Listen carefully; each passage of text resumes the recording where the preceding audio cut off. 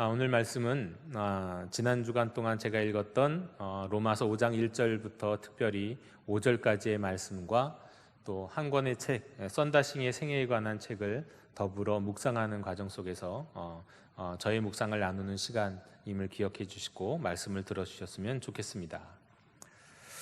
인도의 부유한 시크 교도였던 썬다싱, 어려서부터 이제 시크 교도이면서 또 동시에 여러 종교에 관심이 많았던 사람이었습니다. 그는 그 지역에서 동네에서 이제 성녀로 불릴 만큼 아주 종교적이었던 어머니와 나름 개방적이고 또 합리적이었던 아버지 덕에 미국 장로교 선교에서 운영하는 학교를 다니게 됐습니다. 근데 그러던 중에 어머니가 별세했습니다. 학교 선생님들이 나름대로 선다싱을 위로한다고 했지만 오히려 그럴수록 선다싱은 더욱 이 반발심이 커져 갔습니다. 아주 반항아가 돼 버렸습니다. 말끝마다 대들고 또 수업 시간에 이제 성경을 자기가 아는 힌두교와 시크교의 이 경전들을 인용하면서 반박하기도 했습니다. 그리고는 학교 밖에 나가서는 기독교인들을 괴롭혔고요. 그리고 심지어 어느 날 친구들을 다 모아놓고는 신약 성경을 한 장씩 태웠습니다. 그렇게 이제 성경을 태우는데 신약 성경의 마지막 장이 태워지는 순간에 어머니가 떠올리면서 다소 후회가 됐습니다. 그리고 엉뚱한 발상을 하게 됩니다. 하나님이 진짜 있는지 없는지 한번 보자. 그래서 우물에서 차가운 냉수를 퍼서 온몸에다가 이렇게 뿌린 다음에 방으로 돌아와서 이제 기도하기 시작합니다. 하나님, 당신이 정말 계시다면 오늘 밤 내게 나타나 주십시오. 만약 그러지 아니하신다면 저는 내일 아침에 죽음을 택할 겁니다. 이렇게 아무것도 모르는 상태로 더 하루도 살고 싶지 않습니다. 그렇게 기도했습니다. 새벽 5시가 되면 기찻길에 가서 거기서 누워갖고 기차가 지나갈 때 그냥 목숨을 끊으려고 했습니다. 그런데 새벽 4시에 이상한 광채가 방으로 비치기 시작했습니다. 처음에는 날이 밝아서 창문으로 빛이 들어오는가 생각했습니다. 그런데 창문과 문이 다 굳게 닫혀 있는 상태였습니다. 점점 밝고 또 선명해졌고 나아가서는 눈이 부실 정도가 되었습니다. 그런데 그 눈이 부신 그 빛 한가운데 한 남자가 서 있었습니다. 처음에 이 선다싱은 인도의 신인 크리슈나거나 아니면 부처일 거라고 생각을 했습니다. 그런데 바로 예수 그리스도, 폐부를 꿰뚫을 듯한 시선으로 썬다를 바라보는 예수님이었습니다. 그리고 이렇게 말씀했습니다. 너는 언제까지 나를 핍박하려느냐? 난 널 구하러 왔다. 진리의 길을 알려달라고 기도했으니까 이제 가르쳐 주겠다. 내가 바로 그 길이다.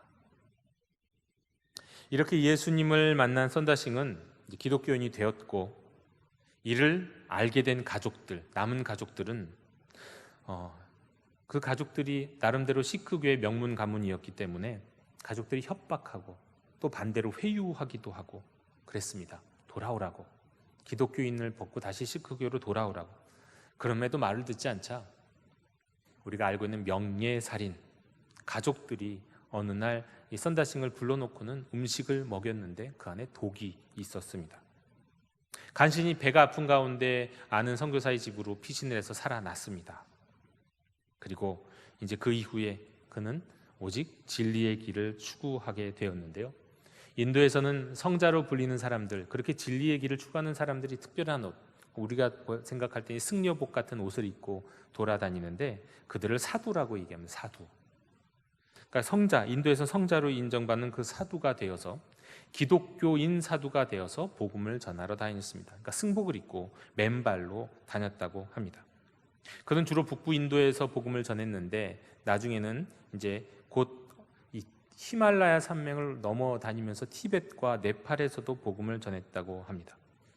그건 정말이지 험지를 다니면서 복음을 전해서 죽을 뻔한 일들이 한두 번이 아니었고 사실 온몸에 동상이 생기는 일도 여러 번 있었지만 그렇게 어렵게 복음을 전하는 사람의 이야기를 누군가 알게 되고 그것이 책으로 만들어져서 이제 서구 세계에 전해지게 돼서 그는 기독교 세계에서 꽤 알려진 사람으로서 그가 나중에는 이제 전 세계를 돌아다니면서 복음을 전할 기회도 있는 그런 설교자가 되기도 했습니다. 그러나 그는 역시 내가 있어야 할 곳은 티벳 또 이쪽이라고 생각하는 거고 인도 땅이라고 생각하고는 다시 그곳으로 돌아가서는 더 이상 발견되지 않고 실종된 상태로 지금까지 남아 있습니다.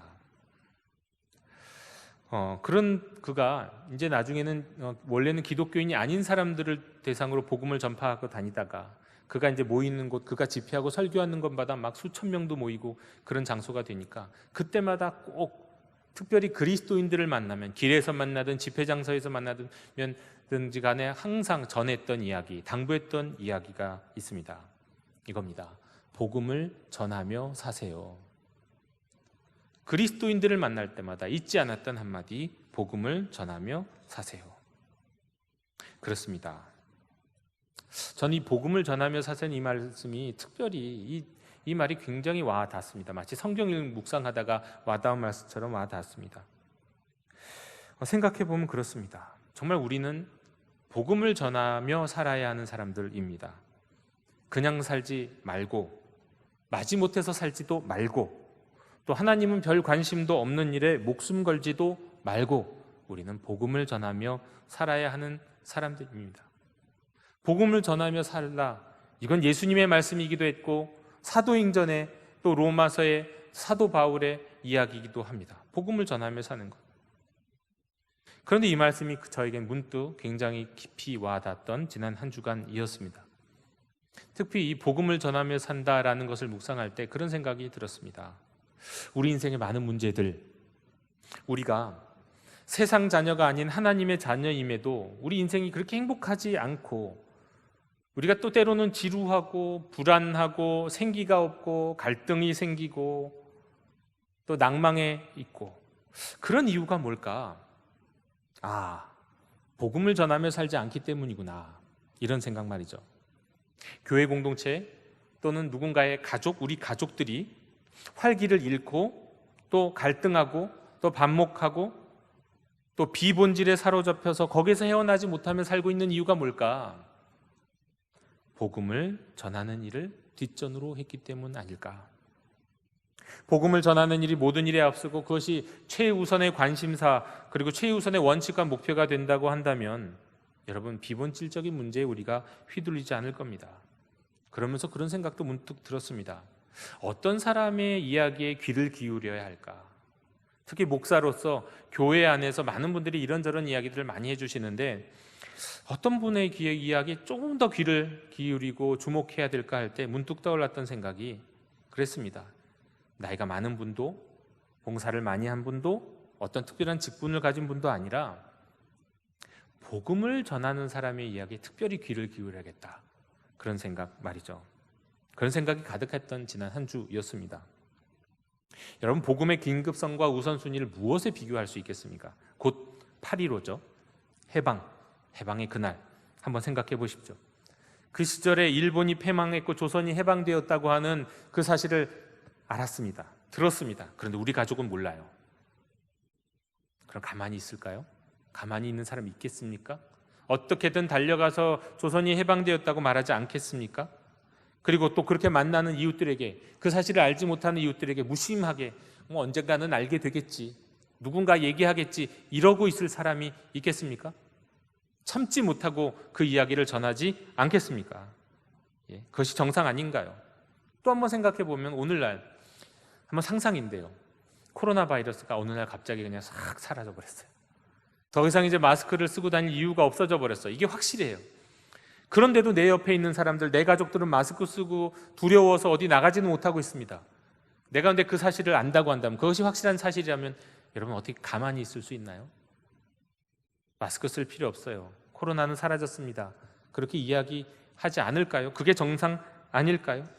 여러분, 복음의 충격, 복음의 능력, 복음의 신선함, 예수님이 유대인들에게는 성경이 약속한 바로 그 메시아고 헬라인들에게는 그들이 섬기고 그들이 따르는 카이사르, 로마 황제보다도 훨씬 더 높은 곳에 계신 온 우주 만물을 다스리시는 새로운 세계의 진정한 왕이라고 하는 이 복음을 정말 믿는다면 어찌 가만히 있을 수 있겠습니까? 잠잠할 수 있겠냐 말입니다. 어찌 이것보다 더 앞설 일이 있겠느냐 말입니다. 제가 이런 복음 전파의 긴급성을 이야기할 때 어디선가 들었던, 그런데 출처는 알 수 없는 몇 가지 이야기가 기억이 납니다. 누가 도대체 이 말을 했는지 기억이 안 나는데 어떤 분이 이런 얘기를 하셨습니다. 교회와 그리스도인들을 향하여 하는 말이었는데요. 회의할 시간이 있으면 나가서 복음을 전해라. 불안해할 시간에 복음을 전해라. 무기력하게 뒹굴지 말고 나가서 복음을 전해라. 비판하고 뒷담화할 시간이 있으면 나가서 복음을 전해라. 너의 일이 아무리 바쁘다 하더라도 내가 너에게 명령한 이 일보다 더 바쁜 일은 없으니까 너의 일에 매몰되어 살지 말고 모든 일에 앞서서 복음을 전해라. 이 말이 떠올랐습니다. 그런데요, 현실은 어떻습니까? 우리가 그렇게 복음을 전하는 삶을 살고 있습니까? 또 그렇게 또 복음을 전하면 장밋빛 인생이 펼쳐질까요? 복음을 전하면 그로 인해 사실 고난이 다가올 수 있습니다. 손해볼 수 있죠. 수치를 당할 수도 있죠. 하지만 또한 어느 순간에는 분명히 그로 인해, 복음을 전하는 일로 인해 존귀히 여김을 받는다는 사실도 기억하셨으면 좋겠습니다. 그것이 혹시 이 땅에서가 아니라고 한다면 하나님 나라, 하나님 앞에서라도 말이죠. 사도 선다싱이 인도에서 이제 유명해진 다음에 한 마을 회관에서 또 설교할 일이 있었습니다. 근데 그때 한 300여 명의 변호사와 인도인이었던 것 같은데요. 변호사들과 그 가족들이 모여서 그의 설교를 마을 회관에서 들었습니다. 뭐 어떤 경찰 간부도 있었는데 경찰 간부는 경찰들한테, 그 지역의 경찰들한테 다 그냥 이 반나절의 휴가를 주면서 가서 이 사도 선다싱의 얘기를 들어라, 그렇게 얘기할 정도였다고 하네요. 그런데 이제 그날의 설교 이후에 3명의 변호사가 이제 선다싱에게 와서 막 감격하면서 존경의 표시로 넙죽 엎드려서 절을 했습니다. 우리에게 동양에서 넙죽 엎드려 절하는 것은 물론 그것도 극존칭이지만 서양 사람 보기엔 이것은 굉장히 좀 어색한 일이었던 것 같아요. 뿐만 아니라 밖으로 나오자 변호사들이, 그 아내와 아이들이 마치 예수님의 옷에 손을 대려고 했던 혈우병 환자들, 뭔가라도 뭔가 나에게 좋은 영향을 끼칠지 않을까 하고는 신기하게 생각하면서 손을 대려고 했던 사람들처럼 그 선다싱의 옷에다가 손을 대고 손을 만지고 막 몰려들었던 겁니다. 그런데 그런 일을 보았던 서양 선교사가 옆에 있었습니다. 못마땅했습니다. 볼멘 소리로 나중에 선다싱에게 얘기합니다. 아니 선다싱, 사람들이 당신에게 그런 식으로 존경을 표하도록 허용하는 이유가 뭡니까? 그러다 선다싱이 말합니다. 저도 존경받고 싶은 마음 추호도 없습니다. 그냥 그들이 원해서 그런 겁니다. 그러자 선교사가 또 얘기합니다. 아니 그런 존경은 오직 예수님만 받으셔야 하는 것 아닌가요? 맞는 말이죠. 되게 합리적인 말 같지 않습니까? 근데 하나만 알고 둘은 모르는 말이기도 합니다. 그러자 곰곰이 생각한 사도 선다싱이 이렇게 말했습니다. 선교사님, 제가 왜 그런 존경을 받아야 하는지, 그리고 왜 그걸 허용하고 있는지 이런 식으로 설명을 드려야겠군요. 우리가 사랑하는 주님이 예루살렘의 성에 들어가실 때 나귀 새끼를 타셨습니다. 사람들은 자신의 겉옷을 벗어서 예수님이 가시는 그 길에 깔아드렸죠. 그러나 그 옷 위를 걸은 것은 예수님이 아니라 나귀 새끼였습니다. 예수님을 등에 태우고 있었기 때문에 나귀 새끼는 그런 대접을 받았던 겁니다. 저 또한 바로 그 나귀 새끼와 같습니다. 사람들이 저를 존경하는 이유는 제가 잘나서가 아니라 바로 제가 예수님을 전하기 때문입니다. 제가 목회자가 되고 사실은 굉장히 어려운 자리들이 굉장히 많이 있었습니다. 굉장히 젊은 목사이고 또 젊은 전도사 시절에 나이도 젊은데 교회 가서는 목사라고 또는 목회자라고 교회에서 많은 분들이 저를 이렇게 대접을 해주시는데 이분들이 사회에 나가서는 보통 분들이 아닌 분들이 많았어요. 아니 뭐 사회에서 나름대로 이름 있고 인터넷에서 이름 치는 나오는 분들이 밥 한번 먹자고 또 이렇게 존대해주고 존칭을 해주는데 그게 너무 제 옷을 입지 않은 것 같고 굉장히 부담스러웠던 시절이 있었습니다. 내가 이런 대접을 받아도 되나? 물론 목회자가 자기 대접을 받으려고 하면 안 되죠. 너무 당연하게 생각해도 안 되죠. 그런데 나중에 생각해 보니까 바로 이 선다싱의 말과 같은 거에서 나 때문에 그런 게 아니구나. 나 같은 사람이 뭐 내가 세상적으로 뭐 직장을 갖고 나갔다면 이런 분들이 나 같은 사람 불러서 이야기나 했겠나. 아마 내가 직장에 들어가서 한참 아랫사람이었을 텐데, 그러나 내가 저 복음을 전하는 사람이고 말씀을 전하는 사람이니까 이분들이 이렇게 대접해 주시는구나, 그런 생각을 했거든요. 똑같은 생각이었습니다. 여러분, 그렇습니다. 복음을 전하는 이들은, 모든 이들이 다 그렇습니다. 이건 목회자뿐만 아니에요. 이 땅에서 누군가에게, 이웃에게, 가족에게 복음을 전파하는 모든 사람들은 바로 이 나귀 새끼와 같습니다. 그래서 때문에, 그 자신 때문이 아니라 그가 전하고 그가 등에 업은 그분 때문에 언젠가는 존귀 여김을 받는다는 것입니다. 여러분, 우리가 복음의 핵심이라고 말하는 이신칭이라고 하는 것도 뭔가요? 실은 하나님이 우리를 보실 때 우리를 보는 게 아니라, 나귀 새끼와 같은 우리를 보는 게 아니라, 죄인인 우리를 보는 게 아니라 우리 등에 태우신 주님을 보시고 우리를 의롭다 하신다는 거거든요. 그게 이신칭이거든요. 영도교회 형제 자매 여러분, 우리가 복음을 믿고 복음을 전하는 삶을 살면요, 많은 문제들이 문제가 아니고 해결됩니다. 그리고 많은 어려움 속에서 우리가 처해 있는, 어떻게 보면 깊은 침륜과 절망에서 이겨나갈 수 있는 방법도 복음을 전하는 일입니다. 우리가 삶에서 느끼기에는 여러 가지 딜레마, 도저히 헤쳐나오지 못하는 그 수렁 같은 데서 우리가 나오는 방법도 복음을 전하는 것입니다. 교회도 마찬가지고요, 어떤 공동체도 그렇고 어떤 가족도 마찬가지입니다. 복음을 전하면서 생기는 일이라면 그것은 주님의 영광을 위한 고난이고, 그는 또 나중에 하나님으로부터 우리가 존귀 여김을 받을 일이 되겠지만, 여러분, 복음을 전하지 않기 때문에 생기는 문제일 수도 있다는 것을 기억하시면서 썬다싱의 이야기, 예수님의 말씀, 사도 바울의 권면, 복음을 전하는 삶을 살아라 라는 이 말씀을 기억하며 사시는 여러분이 되셨으면 좋겠습니다. 여러분, 사람은 복음 앞에 믿음으로 응답하든지 거절하든지 둘 중에 하나라고 말씀드렸습니다. 다른 섬김은 없다. 다른 무엇과 겸하여 섬기는 건 불가능하다. 한 다리만 걸치고 있는 것도 불가능하다고 말씀드렸어요. 복음은 우리에게 전적으로 결단하게 하시는 주님의 초대입니다. 믿음으로 그렇게 복음에 우리가 응답을 하고 나면 하나님, 우리가 죄인임에도 불구하고 우리를 의로운 자로 대우하십니다. 그리고 그 결과 1절 후반부의 말씀처럼 우리 주 예수 그리스도로 말미암아 하나님과 화평을 누리자, 화평을 누리게 되는 겁니다. 예수님이 진정한 왕이시라는 복음 앞에서 믿음으로 응답하는 사람들은, 그들에게 주는 하나님의 선물은 하나님과의 화평이에요. 여러분, 인간은 본래 하나님과 화평한 관계, 화목한 관계에서 살아가도록 지음을 받았죠. 그러나 아담 이후에 인류는 하나님과 화목하게 살아간 게 아니라 반목하면서 살았습니다. 이 반목의 관계를 화목의 관계로 만들기 위해서 하나님이 이스라엘 백성을 선택하셨지만 이스라엘 백성은 실패했어요. 그리고 왕 되신 예수님, 독생자 예수님, 십자가와 부활을 통해 진정한 왕으로 온 세상 위에 높이 올려주신 그 예수님을 통해서 복음을 믿어 순종하는 이들을 하나님과 화목한 자로 세우셨습니다. 그리고 또한 선물을 주셨는데, 그것을 성경에서는 소망이라고 합니다. 믿음, 소망, 사랑, 그때 소망 말입니다. 성경적으로 믿음으로 복음에 응답한 이들에게는 소망이 주어져요. 소망을 선물로 주시는데, 그 소망은 크게 이런 겁니다. 첫 번째로 마지막 진노에서 구원을 받는 겁니다. 심판받지 않는 겁니다. 하나님의 진노의 심판을 받지 않는 거예요. 어떤 분이 그런 얘기를 하더라고요. 오늘날 이상하게 기독교에서는 이 심판 얘기, 종말 얘기를 안 하는데 세상이 더 많이 그런 얘기를 하는 것 같다고요.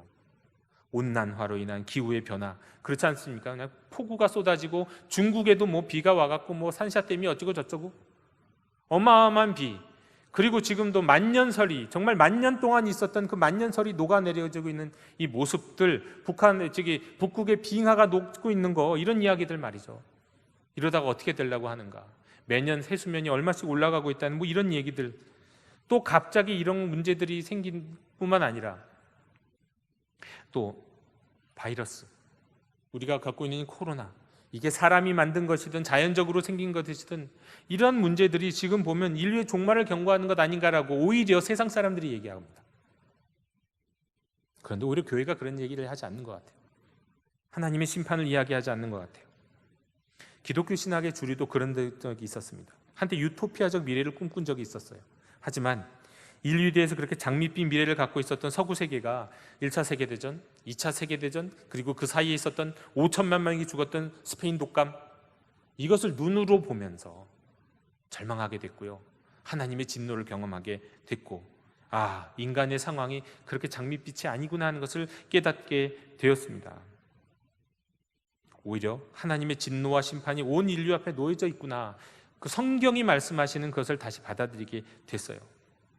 여러분, 오늘날 다시금 팬데믹이 오고 온난화로 만년설이 높고 대홍수가 오고 미국의 지난 2분기 경제 성장률이 마이너스 32.9%래요. 독일은 마이너스 35%고, 정말 그 대공황의 전조라고도 얘기하는데, 이런 대공황에 대한 우려로 교회보다 세상에 더욱 암울한 인류의 미래를 그리는 듯 하지만, 그런데 여러분, 우리는 꼭 기억해야 될 게 있습니다. 우리에게는 사실은 그거하고 비교할 수 없는 하나님의 진노의 심판이 있을 수 있다는 거예요. 온 우주 만물의 말이죠. 그런데 믿음으로 복음 앞에 응답한 사람들에게 하나님이 주시는 소망이 있으니, 그 소망은 그 마지막 하나님의 진노의 심판에서 구원하신다는 겁니다. 여러분, 믿음의 사람들에게는 소망이 있습니다. 결코 우리는 이 세상이 멸망한다 하더라도, 이 세상의 미래가 암울하다 하더라도, 이 한반도의 미래가 어둡다가 하더라도, 아니 온 우주가 어떻게 들끓는, 운석이 충돌해서 지구가 멸망하는 그런 순간이 온다 하더라도, 우리는 그보다 더 크신 하나님의 손아귀에 있고 그 마지막에 있을 하나님의 심판 앞에서 구원받을 자임을 믿으시기 바랍니다.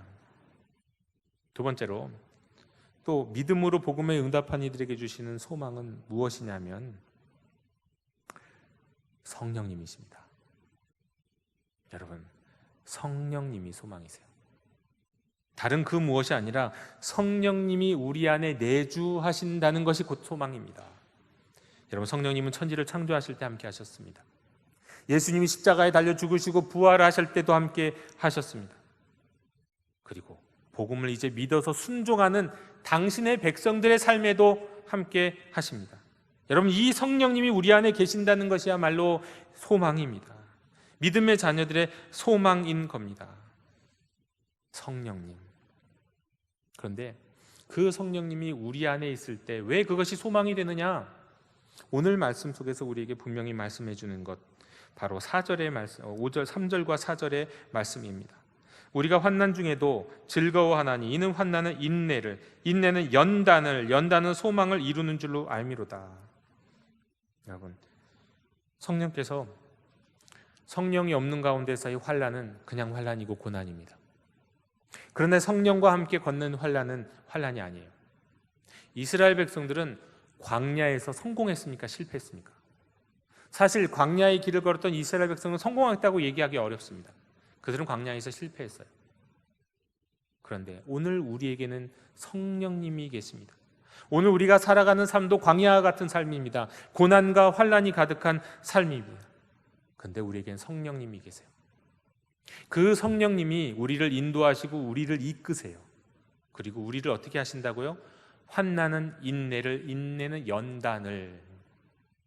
환난 가운데 인내, 기다리는 거, 인내 가운데 기다리는 거예요. 그 기다림 가운데 무엇이 일어나느냐면요, 연단이 이루어집니다. 그 연단이라고 하는 하나의 성품을 얘기하는 거예요. 연단받은 성품, 연단받은 거룩한 성품. 여러분, 성령으로 인해서 이 환난을 지나고 인내를 지나서 만들어진 그 연단된 성품은 어떤 성품일까요? 성령이 만들어낸 성품이 예수님을 닮을 성품일 겁니다. 그 성품은 쉽게 원망하지 않고, 그 성품은 쉽게 낭망하지 않고, 그 성품은 쉽게 누구를 정죄하지 않습니다. 그 성품은 쉽게 세상에 동요되고 유혹에 빠지지 않습니다. 유혹을 이겨내죠. 그것이 연단받은 거룩한 성품이고 품성입니다. 성령이 우리를 이렇게 만들어 가신다는 거예요. 오늘 사도 선다싱의 이야기를 또 드리는데, 몇 주 전에 사도 선다싱의 이야기를 드린 바 있는 내용들을 조금 언급하고 또 이어서 말씀드리기 원합니다. 이제 홀로 티베트에 복음을 전하러 가는 길에 선다싱이 해발이 이제 5,000m 히말라산을 넘었는데요. 그 가는 길에 티베트인 남자를 하나 만났습니다. 이제 동반자가 되니까 좋았겠죠. 혼자 가면 위험할 수도 있고 무서울 수도 있는데, 그런데 이제 드디어 이제 산을 5,000m 정도 되는 히말라야 산을 넘고 이제 내리막길에 접어들었습니다. 그런데 갑자기 훨씬 추워진 거예요. 찬바람과 폭풍이 막 몰아쳤습니다. 이러다 추워 죽겠다, 얼어 죽겠다. 내려가면서 선다싱은 기도했습니다. 하나님, 저 사람과 내가 얼어 죽지 않게 해달라고요. 그렇게 내려가는데 살살 좁은 길을 미끄러지지 않게 하면서 좁은 길을 내려가는데 그 선다싱의 눈에 계곡 중간에 한 남자, 쓰러진 남자가 보였습니다. 사실은 그 히말라야를 오르내리는 그 길에는 수많은 얼어 죽어 있는 사람들을 보게 된대요. 근데 그들을 건지지도 못하고 어떻게 하지도 못한다고 하는데, 선다싱도 사실은 그 길에서 여러 죽은 사람들을 봐왔는데 이 사람은 보니까 살아있는 것 같더라는 거예요. 그래서 저 사람을 구하자고 했더니 같이 갔던 이 티베트인이 우리 저 사람 구하다가 우리도 얼어 죽는다고, 나 먼저 가겠다고 그냥 먼저 간 겁니다. 사도 선다싱은 그 자리에서 크게 하나님께 기도하고는 조심조심 계곡으로 내려갔습니다. 그리고 그를 등에 업고 포대기를 걸치듯이, 그 위에다 포대기를 걷듯이 자기 옷을 걸치고는 내려왔어요. 간신히 내려왔습니다. 그런데 그렇게 간신히 내려와서 드디어 이제 폭설이 그쳤고 저 멀리 마을이 보였는데, 그 마을 문 앞에 다 가갔을 때 먼저 갔던 티베트인이 그 마을 앞에 얼어 죽어 있는 모습을 봤다는 거죠. 이게 지난번에 말씀드렸던 말씀입니다. 여기까지 아는 이야기인데 여러분 그 다음 이야기는 모르시잖아요. 그 다음에 선다싱이 이제 죽어가는 남자를 살렸다고 하는 그 이야기가 이제 마을에 알려지자, 그 이제 티베트의 한 마을에서 나름대로 이 선다싱에게 호감을 갖고 그의 이야기에 이제 귀를 기울여 줬습니다. 호감을 갖고 귀를 기울여 줬지만 그러나 그 가운데서도 배척하는 사람들이 있었어요. 그리고 이제 그 마을에 있다가 옆마을로 가는데 이제는 그 옆마을에서는 그런 사실을 모르죠. 옆마을 앞에서 그는 찬송을 부르고 있었습니다. 그런데 동네에서 이제 남자들이 막 몰려 나와 갖고는 선다싱에게 돌을 던지고 침을 뱉고 때리고, 그 중에 한 사람은 발길로 차고 돌로 머리를 찍어 갖고 쓰러졌어요. 선다싱이 찬양을 부르고 있던 선다싱이 구타를 당한 거죠. 그렇게 고난을 당하고 구타를 당한 그랬던 선다싱임에도 불구하고 다시 그 자리에서 일어날 때 찬송을 계속해서 부르면서 일어나 갖고는 큰 소리로 기도한 거예요. 그 마을을 축복하는 기도, 그 마을에 풍년이 들게 해달라고 기도한 거예요. 그러자 그 사람들이 어안이 벙벙했겠지만 그러나 결국 그 자리에서 복음을 전한 일도 없이 결국은 쫓겨났습니다. 그리고 여기저기서 그런 식으로 핍박을 당하면서 복음을 전했어요. 그런데 그렇게 죽을 힘을 다해서 히말라야 산맥을 넘어서 복음을 전했는데 단 한 명도 예수님을 믿는다고 하는, 예수님을 믿겠다고 하는 사람이 없었습니다. 여러분 그때 선다싱은 어떻게 됐을까요? 낭망했을까요? 보통 사람이라면 낭망하는 게 당연하죠. 지금도 중동에 가서 복음 전하다 보면 많은 선교사들이 넉다운 되는 이유 중에 하나가 예수 믿는 사람, 몇 년을 선교해도 예수 믿는 사람 하나 찾기 어렵거든요. 복음 전하기 어렵거든요. 근데 선다싱은 혼자서 죽을 힘을 다해 갔지만, 그렇게 복음을 전했지만, 그렇게 핍박당하면서 전했지만 단 한 사람도 예수 믿겠다는 사람이 없자 낭망할 법한데, 선다싱의 이 표현에 의하면 그는 실망하지 않고, 나는 실망하지 않고 만족하면서 돌아왔습니다. 그랬습니다. 다시 히말라야를 넘어서 자기의 거처가 있는 곳으로 왔어요. 그렇게 자신의 거처로 돌아왔는데 많은 우편물이 있었는데 그 중에 한 편지를 발견하게 됩니다. 한 산림청 직원의 편지였습니다. 그 산림청 직원은 자신이 선다싱을 봤다, 히말라야 건너편에서 그 선다싱이 이상한 책을 들고 가는 것을 봐서 따라갔는데, 그를 따라가 봤더니 그가 찬양하고 있을 때 동네 사람들이 와서 막 그를 굿하는 장면도 봤다는 거예요. 그런데 그렇게 그때 욕하고 발로 차고 돌로 찍었던 바로 그 남자가 그럼에도 불구하고 그들을 축복하는 선다싱의 모습을 보고는 나중에 예수님을 믿고 세례를 받았다는 소식입니다.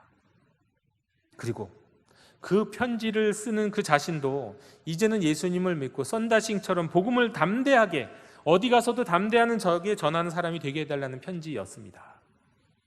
여러분, 선다싱은 낭망하지 않았습니다. 고난을 통해서, 환난을 통해서 그는 연단을 받고 그 연단받은 거룩한 품성을 갖게 되었어요. 그래서 보통 사람들은 낭망하고 실망했을 법한 그 시기에 낭망하지 않고 만족하며 하나님을 찬양했습니다. 그것이 성령이 하시는 일입니다. 여러분, 성령이 믿음 다음에 소망을 주시는데, 그 소망의 내용이 바로 성령님이신데, 그 성령님이 우리에게 하시는 가장 중요한 일 중에 하나가 우리를 환난 가운데 인내하게 하시고, 인내 가운데 연단받은 거룩한 성품을 만드신다는 겁니다. 우리 영도교 형제자매 여러분, 성령님께서 여러분과 함께 하십니다. 성령께서 여러분 안에서 여러분을 연단하시고 거룩한 성품으로 지금 만들어가고 계심을 믿으시기 바랍니다. 자, 그것이 믿음이고 그 다음에 소망입니다. 그런데 사랑의 사건이 일어나네요. 성령님이 하시는 일입니다. 5절의 말씀을 보겠습니다. 소망이 우리를 부끄럽게 하지 아니하면 우리에게 주신 성령으로 말미암아 하나님의 사랑이 우리 마음에 부은 바 됨이니. 여러분, 여기 하나님의 사랑은요, 하나님이 주시는 사랑도 되지만 그것보다는 하나님을 사랑하는 사랑이 더 맞는 것 같습니다. 번역을 그렇게 할 수도 있거든요. 하나님을 사랑하는 것. 성령님이 하시는 일은 우리 마음에 하나님을 사랑하는 마음을 주신다는 거예요. 그래서 고난과 환난 속에서도 썬다싱처럼 만족할 수 있고, 원망하지 않고 다시 한번 일어날 수 있고, 그 가운데서도 하나님을 찬양할 수 있는 겁니다. 성령께서 우리의 마음에 하나님을 사랑하는 마음을 주시기 때문에. 여러분, 신명기 6장 5절의 쉐마 기억하시죠? 들으라 이스라엘아 들으라, 우리 하나님 여호와는 오직 유일한 여호와시니 너는 마음을 다하고 힘을 다하고 뜻을 다하여 내 하나님 여호와를 사랑하라. 여러분, 이것이 율법의 전부입니다. 이것이 구약 성경의 전부예요. 내 하나님을 사랑하라는 것. 그런데 이스라엘 백성은 사실 거기에서 실패했습니다. 하나님을 사랑하는 일에서 그들 스스로 어떻게 해보려고 노력했지만 되지 않았습니다. 그래서 우리 하나님이 새롭게 만드신, 미리 예비하신 방법이 뭐냐면 예수 그리스도를 믿는 자에게 주시는 성령으로, 그 성령님의 은혜와 능력으로 우리 마음에 하나님을 사랑하는 마음을 부어주셨다는 겁니다. 믿음, 소망, 사랑. 여러분, 이 세 가지가 다 실은 성령께서 하시는 일이에요. 성령의 은혜 가운데 우리는 믿음으로 초대를 받고, 믿을 수 없는, 세상 사람들은 믿을 수 없는 부활을 믿고 복음을 믿고 하나님의 자녀가 되었습니다. 그리고 그 믿음의 자녀들에게 주시는 소망이신 성령께서 우리 안에서 우리를 연단된 거룩한 성품으로 만들어가고 계십니다. 그리고 우리 안에 하나님을 사랑하는 마음을 부어주셔서 율법을 완성시키시고, 고난과 어려움과 역경과 어둠 속에서도 그 하나님을 사랑하는 마음으로 일어나게 하십니다. 성령님이 여러분과 함께 하십니다. 성령님을 더욱 의지하면서, 그리고 나아가서 그 성령님이 무엇을 통해 오셨습니까? 복음을 통해 오셨죠. 그 성령이 주시는 권능으로 땅끝까지 복음을 전하는 우리 영도교회 형제 자매님들이 다 되시기를 주님의 이름으로 축원합니다. 하나님, 저희들에게 성령님의 은혜를 부어 주시옵소서. 우리 안에 계신 성령님, 이제 우리의 주권을 온전히 성령님께 내어드립니다. 저희들을 거룩한 품성을 가진 자로 세워주시고 변화시켜 주시옵소서. 복음을 전파하며 살아가는 자 되게 해 주시옵소서. 하나님을 사랑하는 그 마음 부어주셔서 어떠한 상황 속에서도 실망하지 않고 하나님과 함께 하나님을 찬양하며 주님을 전하며 담대히 살아가는 하나님의 백성 되도록 인도해 주시옵소서. 예수 그리스도 이름으로 기도드립니다. 아멘.